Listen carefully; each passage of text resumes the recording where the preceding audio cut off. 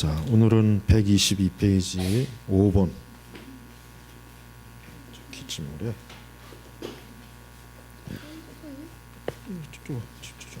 해야 됩니다. 자, 오늘날 교회가 성경 말씀을 통한 믿음을 전하고 있는지 아니면 성령으로 거듭나는 일에 최선을 다하고 있는지 생각해 보자. 그렇죠?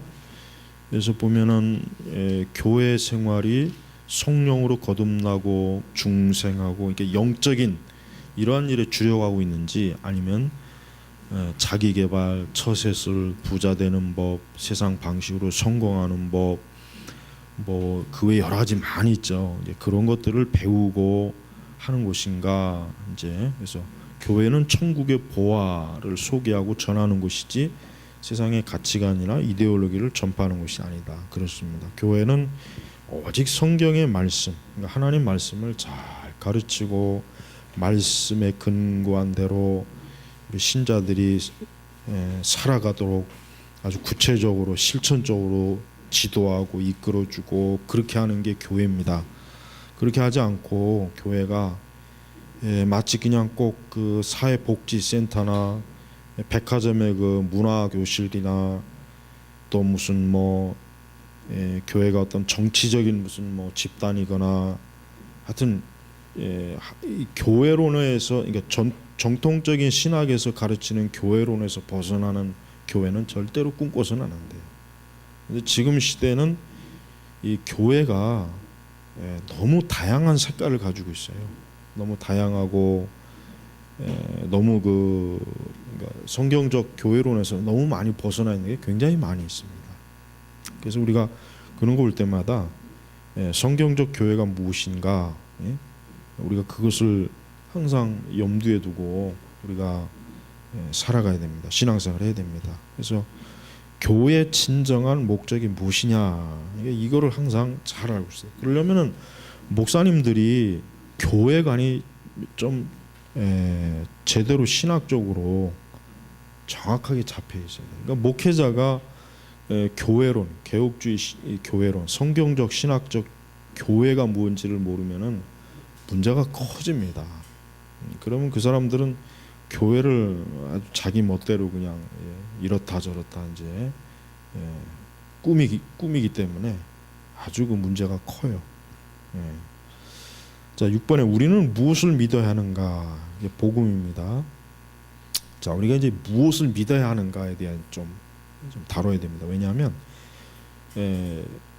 모든 믿음이 다 좋은 건 아니죠. 모든 믿음이 다 옳은 건 아니에요. 근데 지금 교회들은 그러니까 그 믿음이 무엇이냐라고 이렇게 분별하고 비판적으로 보질 않고 그냥 무조건 믿음은 좋다 이렇게 여긴단 말이에요. 그러니까 강단에서 목회자들이 설교해도 그 설교가 옳은 설교인지 틀린 설교인지를 분별하지는 않아요. 무조건 그냥 뭐 아멘.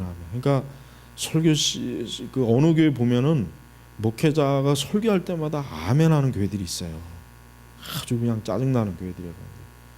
그러니까 나는 그래요. 뭐 물론 그 사람들이 참 하나님 말씀에 참 뭐 믿음으로 받아들여서 아멘하는 게 그게 잘못된 건 아니에요. 그런데 무조건 그냥 뭐 뭐든지 다 아멘한다는 것을 가만히 보면 진짜 저 말씀을 제대로 이해하고 아멘하는 것인지 아니면 그냥 무조건 어떤 믿음주의로 나가가지고 아멘하는 건지 볼 때 사실 후자가 더 많아요. 후자. 그래서 우리가 무엇을 믿어야 하는가를 잘 알아야 돼요. 왜? 지금은 특히 이 시대는 오늘 우리 시대는요. 사실 뭐 21세기는 영성의 시대라고 합니다. 영성의 시대. 모든 종교학자들이나 인문학자들이 21세기는 영성의 시대일 것이다. 그러니까 뭡니까? 사람들이 어떤 종교적인 감성을 가지고 모든 것을 다 대할 것이다. 문화도 그렇고 예술도 그렇고 또 이런 종교는 뭐 더 말할 것도 없죠. 그러니까 어떤 현상이 벌어지냐면 그 믿음이 무엇이냐라고 하는 것보다는 어쨌든 믿음을 가지고 있으면 좋아하는 시대가 된 거예요. 그러니까 사실 지금은 다양한 것을 믿어요. 지금 시대 사람들 다양한 것을 믿어요. 그러니까 뭘 믿어도 좋으니까 그냥 믿음을 가지고 있어라. 그러니까 지금 시대의 그 흐름 자체가 그렇단 말이에요. 그래서 우리가 왜 우리가 교리를 배워야 되냐면, 교리를 배우는 중요한 이유가 뭐냐면 무엇을 믿는지를 정확하게 알고 믿어야 되는 거예요. 그러니까 여러분 역으로 한번 생각해 보세요. 교리를 교회에서 가르치지 않는 교회, 교리를 가르치지 않는 설교는 결국 어떻게 됩니까? 뭐든지 다 믿을 수 있는 아주 이상한 신앙, 아주 이상한 그 영적인 그 문제가 생겨버리는 거예요. 사실 지금 우리 개신교 안에 얼마나 그런 현상이 많습니까? 온갖 그 다양한 그 종교적 그 어떤 신앙적 그 프로그램이나 이런 과정들이 많이 생겨나는데, 문제는 왜 그렇습니까?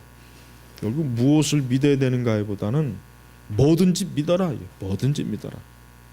그 하나님이 어떠한 하나님이든 뭐 그 하나님이 예수님이 어떠한 예수님이든 신경 쓰지 말고 그냥 무조건 믿으면 된다.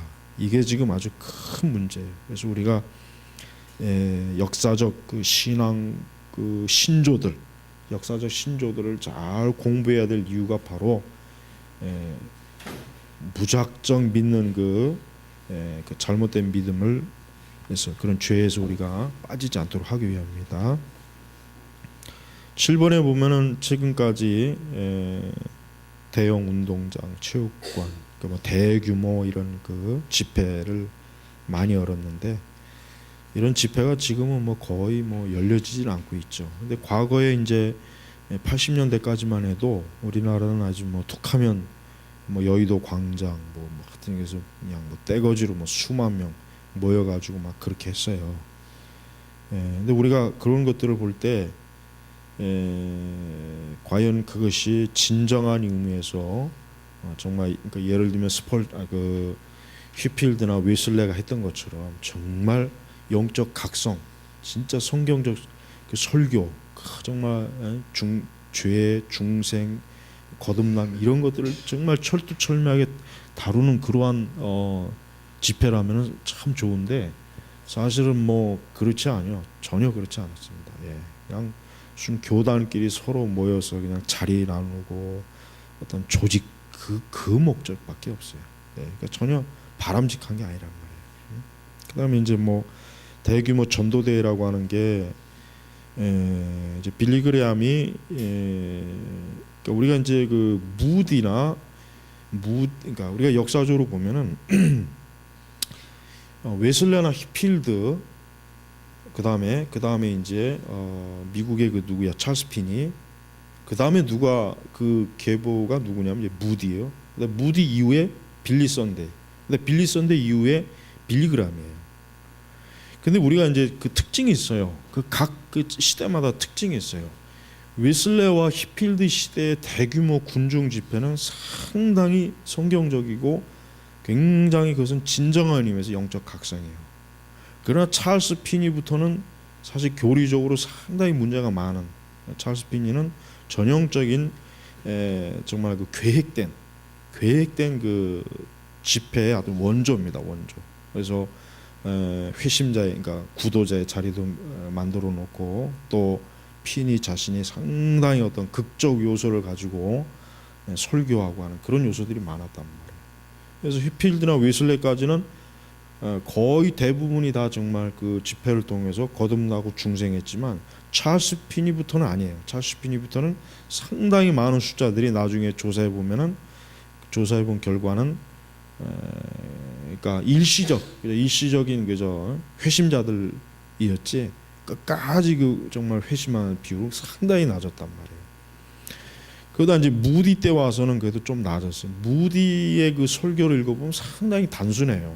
무디의 설교집 읽어보면은 상당히 단순하지만, 그래도 무디의 그 특징이 뭐냐면 불필요한 전혀 기교가 없이 정말 그리스도에 대한 복음의 말씀이 굉장히 탁월하게 전했어요. 무디가. 그래서 무디 자체의 그 사역은 굉장히 우리가 좋게 평가를 해야 돼요. 그러나 역시 무디는 교리에 대해서는 별로 강조를 하지 않았어요.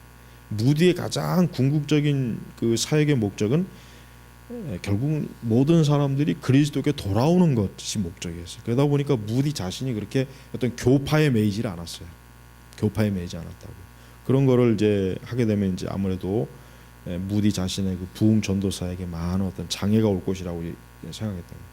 그러나 문제는 무디의 사역 때문에 사실은 굉장히 많은 사람들이 교회가 큰 부흥의 어떤 역사가 있었지만, 문제는 무디의 사역 때문에 결국은 20세기 기독교가 교리적으로 완전히 해체가 된 거예요. 무디의 사역 때문에. 그러니까 우리가 무디 사역을 잘 분석해야 돼요. 무디가 상당히 정말 그리스도 중심적인, 정말 불타오르는 영원 정말 전도자예요. 그건 뭐 부인할 수가 없는데, 문제는 무디의 사역을 영향을 받은 사람들이 결국 어떤 현상이 벌어졌냐면, 교리와 어떤 교파에 대한 것들을 다 장벽을 무너뜨리는데 그 시초가 된 사람들이었어요. 그러니까 거기서부터 미국 교회는 거기서부터 많이 교회가 어떻게 됩니까? 교리적으로 타락한 거예요, 사실은. 그다음 이제 빌리 선데이는 잠깐 나왔죠. 빌리 선데이는 오래 사역은 못했지만, 빌리 선데이 자신이 이제 야구 선수 출신이란 말이에요. 그러니까 빌리 선데이도 굉장히 어떤 그 구령의 열정의 그 메시지를 참 탁월하게 전했는데, 역시 빌리 선데이도 어떤 휘필드나 웨슬레에는 못 미쳐요. 무디도 마찬가지고. 그러니까 휘필드가 가장 탁월합니다. 그다음 웨슬레예요. 이 사람들의 그 기준에 미치질 않아요. 그 후대 어떤 그 전도자도. 빌리 그레함 같은 경우는 이미 1960년대 이미 빌리 그레함은 배교했어요. 이미 1960년대 이미 빌리 그레함은 배교했기 때문에, 빌리 그레함의 그 배교는 어느 날 그냥 하루 아침에 된 게 아니라 이미 오랜 기간의 숙성 기간이 있었어요. 우리가 그러니까 이런 대규모 어떤 부흥 전도 집회를 볼 때, 기독교 역사를 볼 때 가장 바람직한 그 시기는 휘필드와 웨슬레, 그 시대가 가장 바람직하고, 그 후대로 내려오면 내려올수록 결국은 어떻게 되냐면 결국은 그 인간의 기교적인 많이 들어가고 계획, 그다음에 또 그 외 여러 가지, 가장 나쁜 거는 그 부흥 전도자들의 설교가 상당히 성경적 설교에서 후퇴했다는 거예요. 상당히 후퇴했어요. 아까도 얘기했지만은 무디의 설교를 읽어보면은 상당히 그리스도를 많이 증거하지만, 그러나 전혀 그 어떤 교리적인 그 어떤 정교함은 상당히 떨어집니다. 설교 읽어보면 상당히 떨어져요. 근데 이제 빌리 그레함 같은 경우는 사실 설교가 굉장히 탁월해요.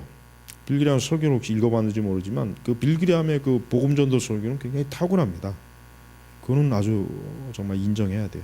근데 문제는 빌리 그레함 자체도 역시 이 대규모 이 부흥 전도자들의 특징이 뭐냐면, 될 수 있는 한 논쟁을 일으키는 설교 내용은 없어요. 예를 들면 뭐 빌리 그레함이 만약에 설교 시간에 카톨릭은 안 됩니다, 가면 안 됩니다, 거긴 구원 없습니다, 이렇게는 설교는 한 번도 하지 않는단 말이에요. 초기에는 했어요. 초기에는. 근데 중기 이후부터는 전혀 그런 게 없어요. 그냥 무조건 다 뭐 천주교든 뭐든 다 구원받습니다라고 그렇게 이제 설교를 해버렸단 말이에요.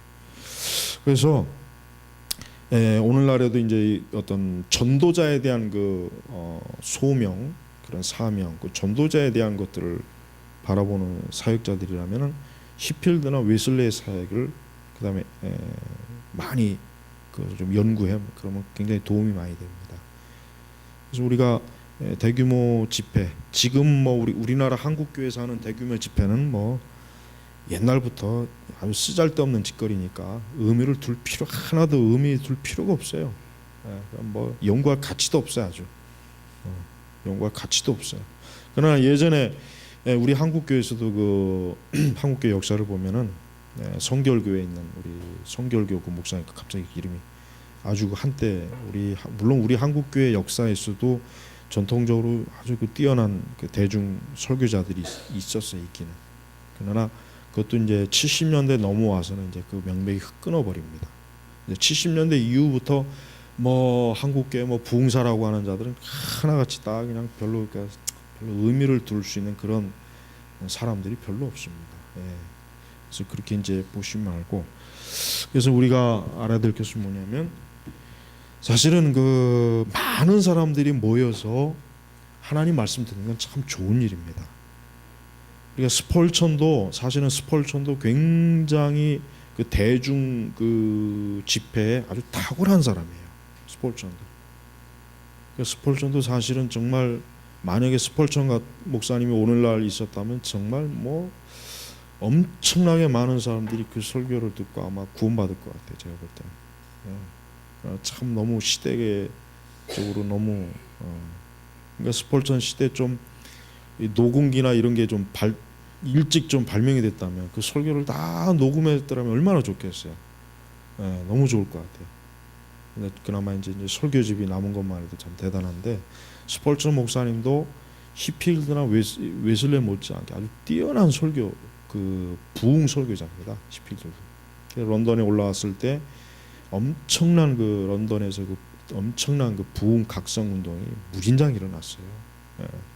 그래서 우리가 스펄전도 그러한 그 아주 위대한 그 대중 전도자라고 하는 걸 우리가 알아야 됩니다. 자, 오늘은 여기까지 하겠습니다. 기도하겠습니다. 하나님 아버지 감사합니다. 하나님의 거룩한 은혜와 복음의 역사가 아직도 분명히 일어날 수 있고 반드시 일어나기를 소망합니다. 하나님의 위대한 말씀의 사람들, 참으로 거룩한 영적인 참으로 뛰어난 주의 용사들이 속히 또 나오게 해주시고 주님 오시는 그날까지 더 많은 영혼들이 거룩한 주의 복음을 듣게 하여 주시고 구원의 역사로 하나님께 영광 돌리게 하옵소서. 감사하며 우리 주 예수님의 이름으로 기도 올렸습니다. 아멘.